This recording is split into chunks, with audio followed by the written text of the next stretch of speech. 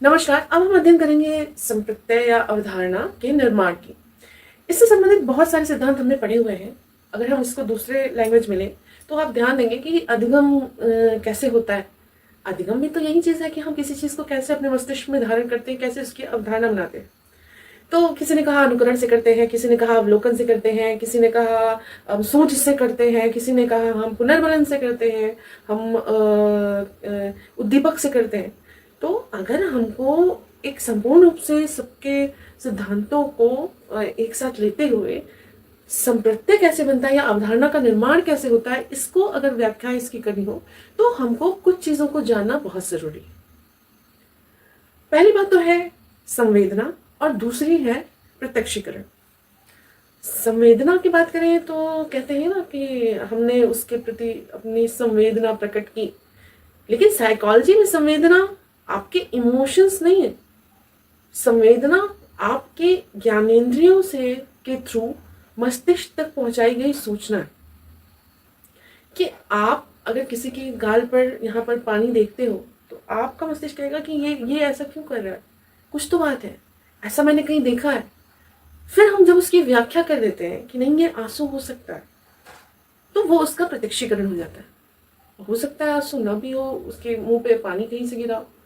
अर्थात संवेदना क्या है, मस्तिष्क तक हमारी इंद्रियों द्वारा श्रवण इंद्रिय, दृश्य इंद्रिय, गंध इंद्रिय, स्वाद इंद्रिय या गति इंद्रिय द्वारा सूचना को एक जैसे विद्युत ऊर्जा, मतलब भौतिक ऊर्जा के रूप में विद्युत तरंग के जैसे हमारे मस्तिष्क तक पहुंचाना सूचना का, यह हमारी संवेदना है।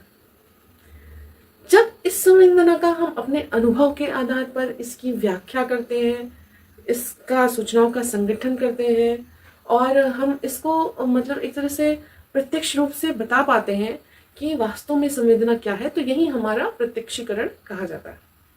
अर्थात संवेदना हमारे ज्ञानेंद्रिय द्वारा उत्तेजना या भौतिक ऊर्जा का विद्युत तरंग प्रतिरूप में सूचना का निवेश है। मतलब हमारे यहाँ पर चीज गई, मतलब निवेश आप कह सकते हैं कि हम क्या निवेश करें, और उस निवेश को किस प्रकार से हम बाहर वापस बता पा रहे हैं, यह हमारा प्रत्यक्षीकरण है। मतलब संवेदना को अनुभव आधार पर अर्थपूर्ण समझ, संगठन व व्याख्या करना हमारा प्रत्यक्षीकरण होता है।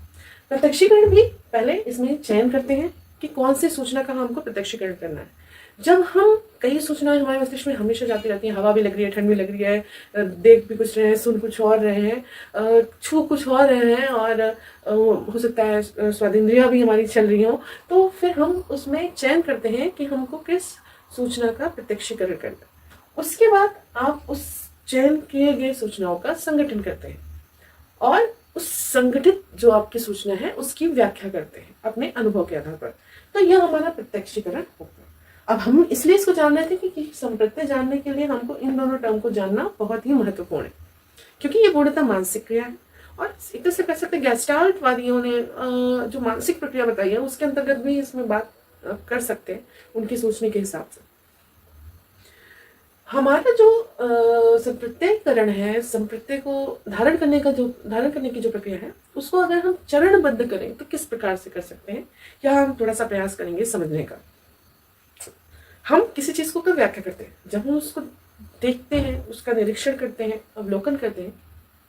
तो संप्रत्यय निर्माण की पहली प्रक्रिया आपकी होती है निवेश, मतलब जो सूचना का निवेश हो रहा है, अर्थात आपका संवेदना, अवलोकन, निरीक्षण। मतलब आप इसको अगर इनडायरेक्टली रूप में, यहाँ पे जो चीज है आप इनडायरेक्टली रूप में समझेंगे। जब हम अवलोकन निरीक्षण करते हैं मतलब हम संवेदना का ग्रहण, मतलब सूचनाओं का मस्तिष्क से ग्रहण और उसकी व्याख्या, मतलब प्रत्यक्षीकरण करते हैं। तो यहाँ पहला चरण आपका अवलोकन या निरीक्षण हो गया। दूसरा चरण हो गया आपका विश्लेषण। हालांकि कभी कभी ये स्किप हो जाते हैं, कोई 4 ही चरण बताता है, कोई 3 ही चरण बताता है, लेकिन थोड़ा सा ब्रॉड में अगर समझेंगे तो आपको पूरी प्रक्रिया थोड़ी और गहनता से समझ में आएगी। दूसरा आपका चरण है विश्लेषण। विश्लेषण में हम क्या करते हैं, हम विश्लेषण करते हैं किसी सूचना का। जब हम बता तो पाते हैं कि वो चीज़ क्या है, हमने कुछ देखा, हमने कुछ महसूस किया, वो इमोशंस जो हमारे एनर्जीज के रूप में गए, और हम उसको बता भी पाते हैं कि हमने ये चीज़ देखा, पर ये है क्या। उसके बाद हम उसका विश्लेषण करते हैं, उसके पूर्व में जितने हमारे अनुभव इसके आधार पर समानता उससे और विविधता, कि नहीं ये हो सकता है, ऐसा ही कुछ है, समानता इसकी है, और ये तो बिल्कुल नहीं हो सकता क्योंकि ये ऐसा बिल्कुल नहीं है, अर्थात विभेदता। तो आपका अवलोकन के बाद दूसरा आपका चरण क्या हो गया? विश्लेषण। तीसरा जो आपका चरण है यहाँ पर तुलना व पृथक्करण। जब हम समानता और विभेदीकरण कर सकते हैं तो उन सूचनाओं का हम क्या करते हैं, उनकी तुलना और अन्य जो उनका यूजलेस है, मतलब जो उससे संबंधित नहीं है, उसका हम पृथक्करण कर देते हैं। इसमें हम क्या करते हैं, इसके बाद हम एक एज्यूमशन बनाते हैं कि ये चीज यह हो सकती है, अर्थात आप इसको इनडायरेक्टली कह सकते हैं कि हम परिकल्पना का निर्माण करते हैं, और मतलब परिकल्पना समझते हैं और उसका सृजन करते हैं ज्ञान का एक मतलब अवधारणा, मतलब थोड़ी थोड़ी उसका स्ट्रक्चर बनाना शुरू कर दिया हमने कि ये क्या है, क्योंकि समानता भी हो गई, विविधता भी हो गई, तो हम इसमें पहचानने लगते हैं। तो तुलना और पृथक्करण से हम क्या करते हैं, सृजन और परिकल्पना का निर्माण करते हैं कि हाँ ये चीज एक्सपेक्टेड, मतलब एक अनुमान लगाते हैं कि ये चीज हो सकती है।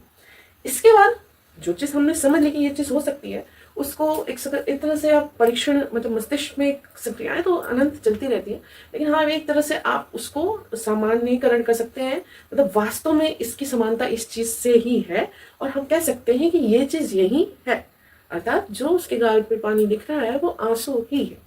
तो यहाँ पे हम परीक्षण करते हैं और उसकी सर्वमान्यता घोषित कर देते हैं, नहीं ये चीज है ही। अब इसमें आपका क्या होना चाहिए कि वैज्ञानिकता होनी चाहिए, और मतलब आपकी रिजिडती होनी चाहिए, उसके प्रति आपका कॉन्फिडेंस होना चाहिए, और सही तथ्य भी आपके पास होने चाहिए। तो सामान्यीकरण में हम इस जो परिकल्पना है, सृजन जो की है हमने ज्ञान का, जो एक स्ट्रक्चर बनाया है, उसका परीक्षण और उसकी सर्वमान्यता देखते हुए उसका सामान्यीकरण कर देते हैं। तो चौथा आपका स्टेप क्या हो गया? सामान्यीकरण। और सामान्यीकरण करने के बाद उसके संबंध में हम उसको परिभाषित करते हैं, या उसको अन्य शब्दों में अमूर्तीकरण भी कहते हैं, या सिद्धांत का प्रतिस्थापन कर देते हैं कि नहीं ये चीज यही है, अर्थात हम अवधारणा पूरी तरह मस्तिष्क में बना लेते हैं। कभी कभी आपका एक टर्म यहाँ से कभी स्किप कर दिया तो 4 स्टेप बता दिया, कभी यहाँ से स्किप कर दिया 4 स्टेप बता दिया, लेकिन बीच की जो चीजें हैं हमको समझनी है कि यहाँ पे क्या क्या हो रहा है, यहाँ पे क्या क्या हो रहा है, यहाँ पे क्या क्या हो रहा है, और यहाँ पे क्या क्या हो रहा है, कि हम किस प्रकार से आपकी संवेदना से चलते हुए, प्रत्यक्षीकरण से चलते हुए, विश्लेषण करते हुए, समानता बताते हुए, विभिन्नता बताते हुए, तुलना करते हुए, पृथक्करण करते हुए, एक अनुमानित स्ट्रक्चर बनाते हुए, उसका परीक्षण और सामान्यीकरण करते हुए हम उसको बता देते हैं कि यह अवधारणा है। यह है आपकी संप्रत्यय निर्माण की प्रक्रिया। और भिन्न भिन्न सिद्धांतों में इसको अलग अलग तरीके से बताया गया, लेकिन अगर सर्वमान सबकी तरह सबकी चीजों को निचोड़ते हुए अगर इसमें लिया जाए तो आप इन चरणों में इसको क्रमबद्ध रूप से कर सकते हैं।